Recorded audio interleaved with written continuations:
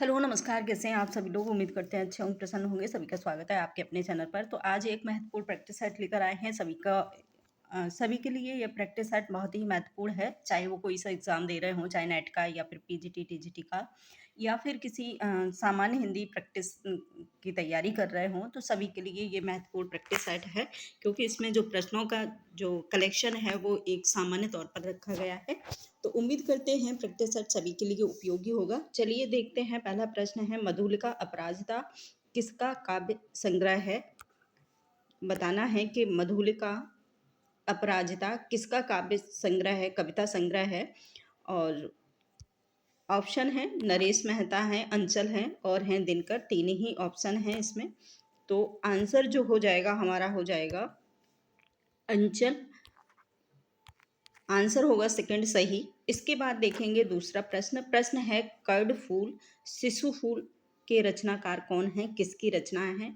Option है RC प्रसाद हैं, नरेंद्र मेहता हैं और हैं नरेंद्र शर्मा, गया प्रसाद हैं।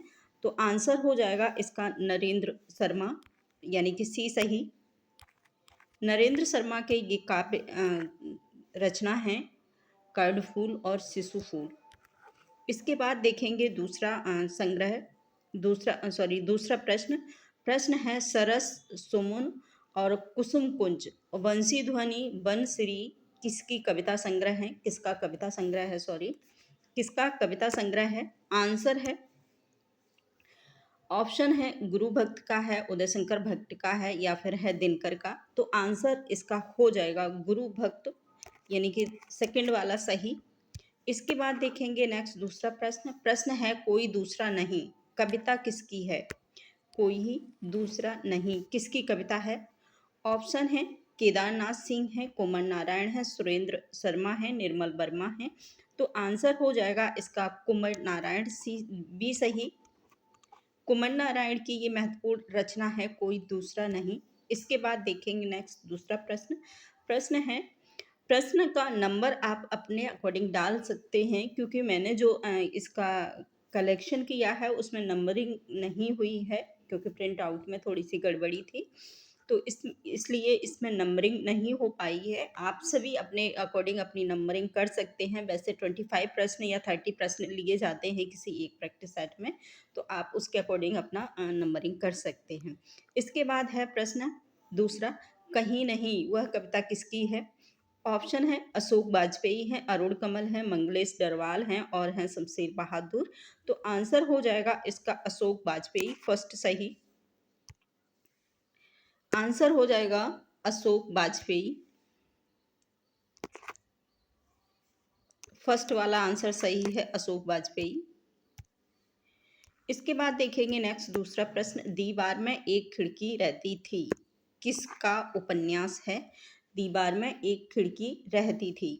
ऑप्शन है उपन्यास पूछा है किसका है उपन्यास। ऑप्शन है श्रीकांत शर्मा है, विनोद कुमार शुक्ल हैं, नरेश मेहता हैं, मेहता लिखा है या आप मेहता कर लेंगे, अरुण कमल हैं।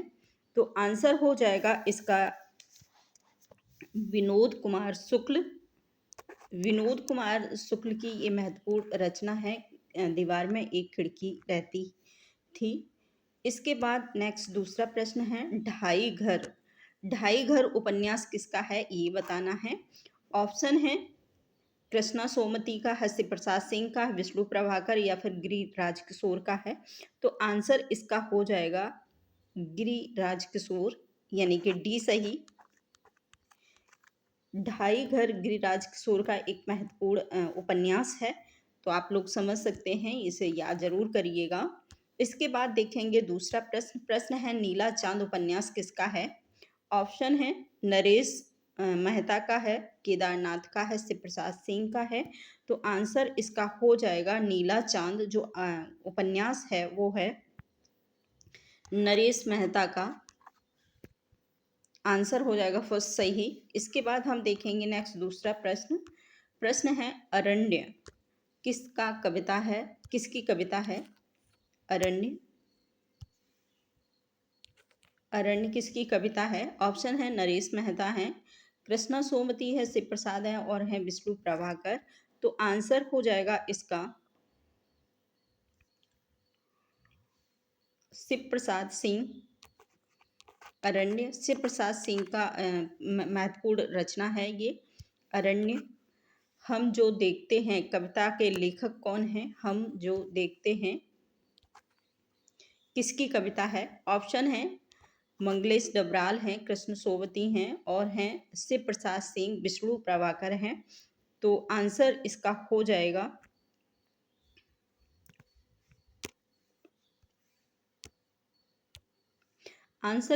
जाएगा ए सही, मंगलेश डबराल। इसके बाद है प्रश्न नंबर है 11। 10 क्वेश्चन हो चुके हैं। मैं नंबरिंग भी बोलती जाऊंगी साथ में क्योंकि आप लोग भूले नहीं। तो प्रश्न नंबर है 11। प्रश्न है कहाँ मानसर जहाँ सो पाई, पारस रूप यहाँ लग आई। प्रमुख पंक्तियां किसकी हैं? ये पंक्तियां दी हुई हैं और पंक्तियां हमें बताना है कि हैं किसकी ये प्रमुख पंक्तियां। ऑप्शन है जायसी की हैं, कृष्णा सोमती की हैं, शिव प्रसाद सिंह की हैं या फिर हैं विष्णु प्रभाकर की। तो आंसर हो जाएगा फर्स्ट सही, जायसी की पद्मावत की महत्वपूर्ण रचना की ये प्रमुख पंक्तियां हैं। इसके बाद हम देखेंगे दूसरा प्रश्न है हालावाद के प्रवर्तक कौन हैं? हालावाद एक बहुत ही महत्वपूर्ण संप्रदाय चलाया गया था। पूछा है कि इस संप्रदाय के प्रवर्तक कौन हैं? ऑप्शन है हरिवंश राय बच्चन है, कृष्णा सोबती हैं, शिव प्रसाद सिंह हैं और हैं विष्णु प्रभाकर। तो आंसर हो जाएगा इसका बच्चन सिंह। हरिवंश राय बच्चन के द्वारा ये महत्वपूर्ण संप्रदाय चलाया गया था जिसका नाम था हालावाद। आंसर हो जाएगा फर्स्ट सही। इसके बाद है प्रश्न नंबर 13। प्रश्न है छायावाद के प्रवर्तक माने जाते हैं कौन? ऑप्शन है मुकुटधर पांडे हैं, कृष्णा सोबती हैं, शिव प्रसाद हैं और हैं विष्णु प्रभाकर। तो आंसर हो जाएगा मुकुटधर पांडे। इसके बाद हम देखेंगे दूसरा प्रश्न है सुषंतावाद के प्रवर्तक कौन हैं? सुषंतावाद। ऑप्शन है श्रीधर पाठक हैं, कृष्णा सोबती हैं, शिव प्रसाद हैं और हैं विष्णु प्रभाकर। तो आंसर इसका जो हो जाएगा वो हो जाएगा श्रीधर पाठक।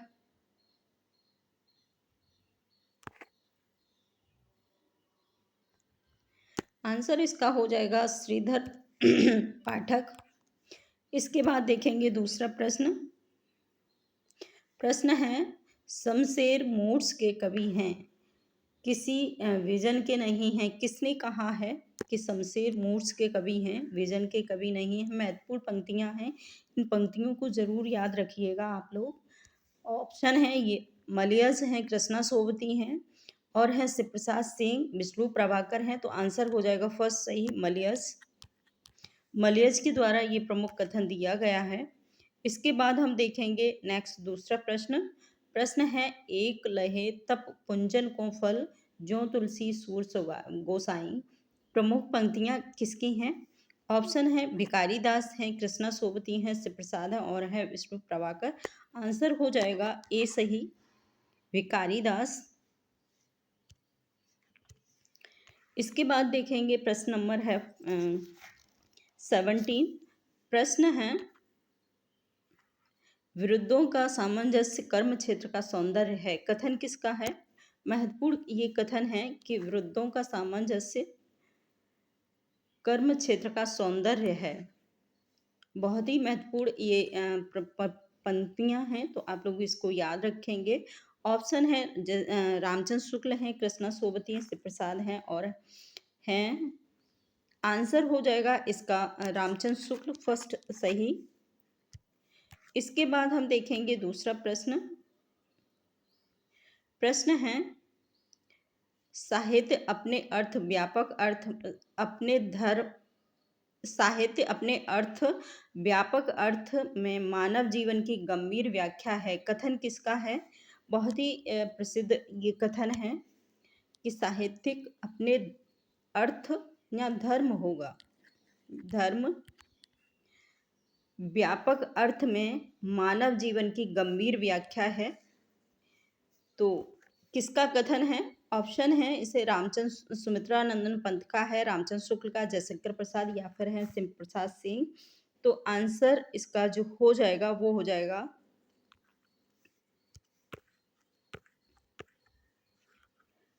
जाएगा सुमित्रा नंदन पंत। सुमित्रा नंदन पंत का ये महत्वपूर्ण कथन है। फर्स्ट आंसर सही है इसका, सुमित्रा नंदन पंत। इसके बाद देखेंगे दूसरा प्रश्न। प्रश्न है साहित्य जनता की वाणी उसके चरित्र का दर्पण है। कथन किसका है कि साहित्य जो है जनता की वाणी है और उसके चरित्र का दर्पण है। किसका कथन है? रामचंद्र शुक्ल का है, रामविलास शर्मा का, नागेंद्र का है या फिर है धर्मेंद्र शर्मा का, धीरेन्द्र शर्मा का। तो आंसर इसका जो हो जाएगा वो है रामविलास शर्मा का। रामविलास शर्मा का ये महत्वपूर्ण कथन है कि साहित्य जो है जनता की वाणी है और उसके चरित्र का दर्पण है। इसके बाद क्योंकि जो भी साहित्य लिखा जाता है वो कहीं ना कहीं जनता की मानसिकता को देखकर या जनता की प्रवृत्तियों को देखकर ही लिखा जाता है। इसके बाद है प्रश्न नंबर है 20। प्रश्न नंबर है 20, लोक और अलोक कृति किसकी है? ऑप्शन है केदारनाथ अग्रवाल है, बच्चन सिंह है और हैं जैनेन्द्र नागार्जुन हैं। ये चार ऑप्शन है। आंसर जो हो जाएगा इसका वो हो जाएगा केदारनाथ अग्रवाल। केदारनाथ अग्रवाल की प्रमुख रचना है लोक और अलोक। इसके बाद हम देखेंगे नेक्स्ट दूसरा प्रश्न। प्रश्न है साहित्य दर्पण। साहित्य दर्पण पर विमला नामक टीका किसने लिखी है? बहुत ही महत्वपूर्ण ये प्रश्न है, इसको जरूर स्टार लगा के मेंशन करेंगे अपने नोट्स में। और पूछा है कि किसकी है ये टीका।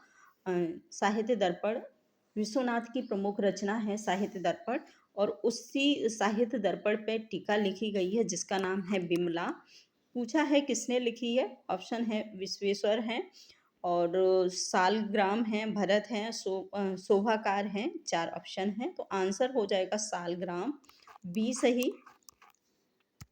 इसके बाद देखेंगे नेक्स्ट दूसरा प्रश्न। प्रश्न है मुक्ति मार्ग के लेखक हैं। मुक्ति मार्ग किसकी रचना है? ऑप्शन है रघुवीर साहे हैं, अज्ञे हैं, नागेंद्र हैं और हैं भारत भूषण अग्रवाल। तो आंसर हो जाएगा इनका डी सही, भारत भूषण अग्रवाल की प्रमुख रचना है। इसके बाद हम देखेंगे नेक्स्ट प्रश्न। प्रश्न नंबर है 23 और प्रश्न है हिंदी भाषा में काम करने वाले प्रथम कंप्यूटर का नाम बताइए। कौन सा कंप्यूटर था जो हिंदी भाषा में अपना काम करता था? उस कंप्यूटर का बताना है नाम, क्योंकि आजकल है जो भी है डिजिटल दुनिया है तो ये भी प्रश्न बनता है। तो अब बताना है उस कंप्यूटर का नाम। ऑप्शन है राघव है, सिद्धार्थ है, लिपि है और आशा है। तो आंसर हो जाएगा इसका बी सही। सिद्धार्थ नाम से एक कंप्यूटर बना हुआ था हमारे भारत में और उसी ने सबसे पहले हिंदी में काम करना स्टार्ट किया था। इसके बाद है प्रश्न नंबर 24। प्रश्न है लोकतंत्र के रचनाकार कौन है? महत्वपूर्ण रचना है लोकतंत्र। ऑप्शन है राजशेखर है, गोविंद ठाकुर हैं या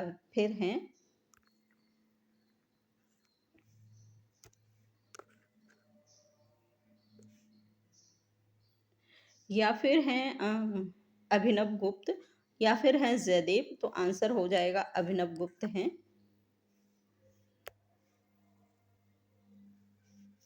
आंसर हो जाएगा इसका अभिनव गुप्त, सी सही। इसके बाद है नेक्स्ट और लास्ट प्रश्न है एकावली ग्रंथ किसका रचना है? एकावली। ऑप्शन है विद्याधर हैं, मम्मट हैं, कुंतक हैं और हैं नागेंद्र। तो आंसर हो जाएगा विद्याधर की ये महत्वपूर्ण रचना है एकावली। तो आज इतना ही। इसके बाद देखिए नेक्स्ट दूसरा प्रैक्टिस सेट लेकर आएंगे और सभी से निवेदन है कि वीडियो अगर अच्छा लगे तो एक लाइक ज़रूर दिया करें जिससे कि हमको भी अपना काम करने में थोड़ा सा कुछ अच्छा लगे। तो थैंक यू, जुड़े रहिए ऐसे ही महत्वपूर्ण वीडियो देखने के लिए अपने हमारे चैनल से।